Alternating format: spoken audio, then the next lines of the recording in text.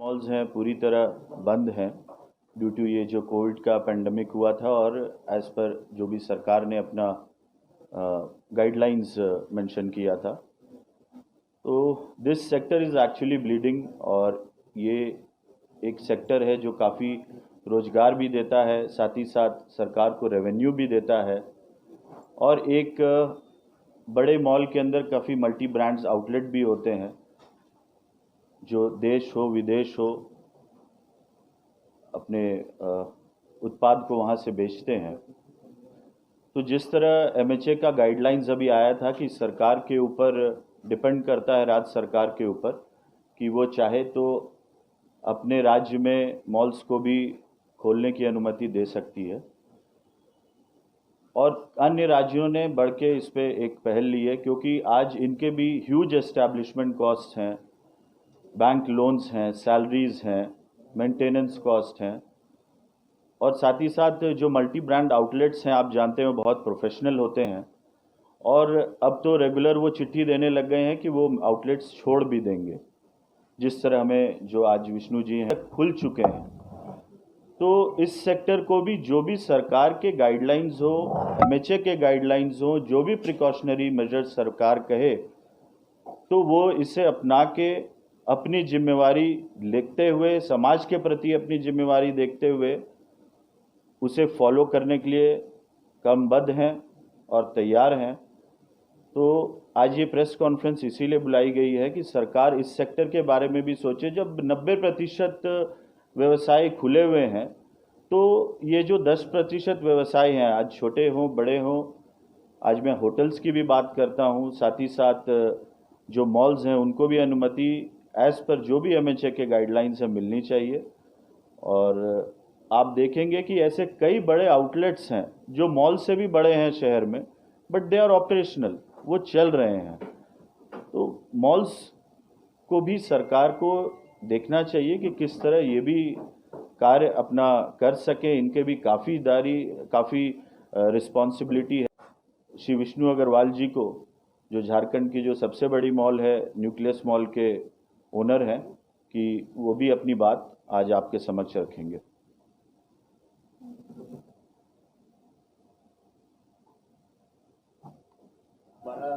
सरकार से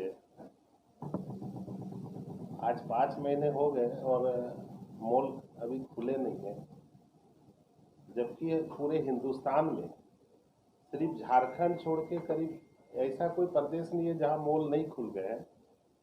और गृह मंत्रालय से भी इसका अनलॉक 2 में इसका ये करा गया है कि इसको खोला जा सकता है करके, बट राज्य की अनुमति चाहिए।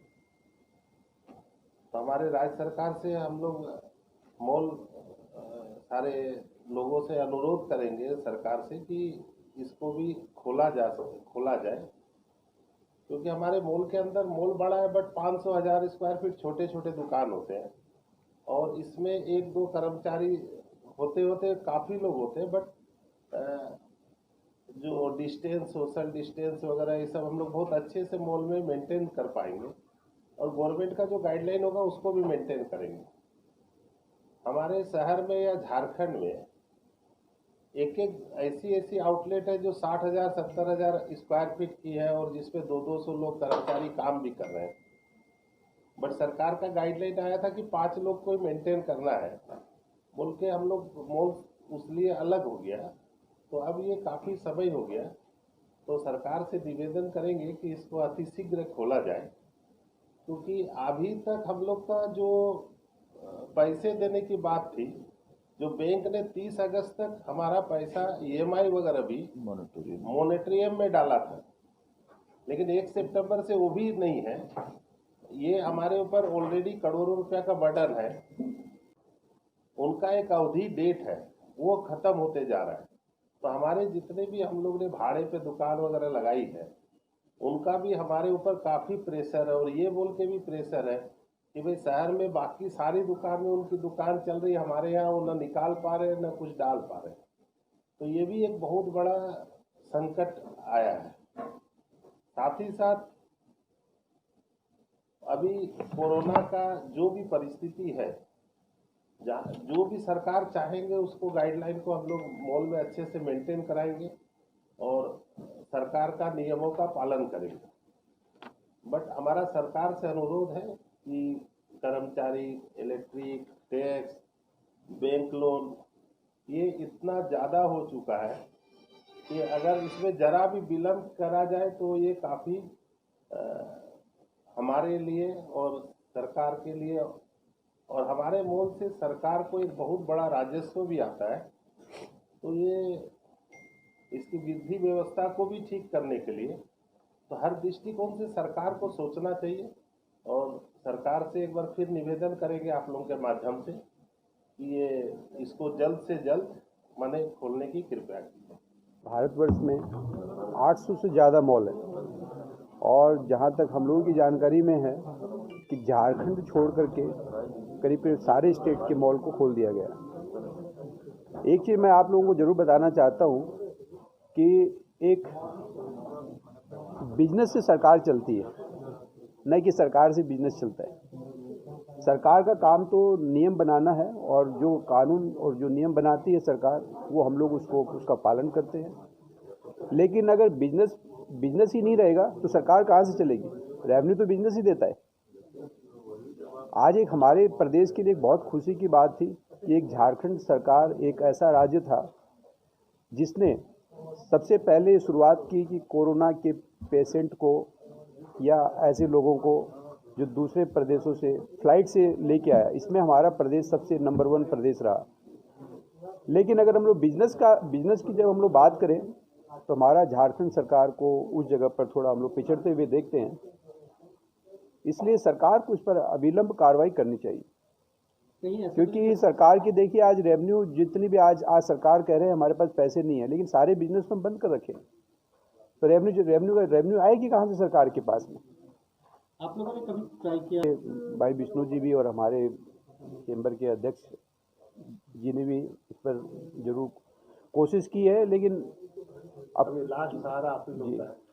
किस कारणवश सरकार के पास ये चीज़ें सही तरीके से नहीं पहुंच रही है, उन चीज़ों की जानकारी हम लोगों को नहीं है।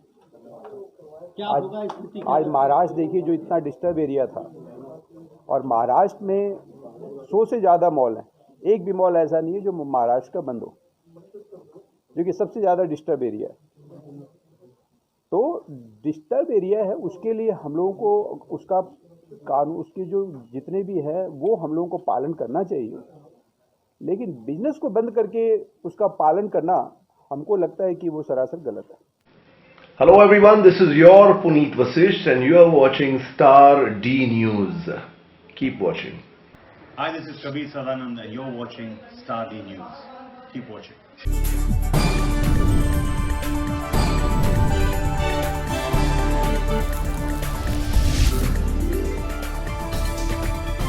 आप देख रहे हैं स्टार डी न्यूज, हर खबर का असर।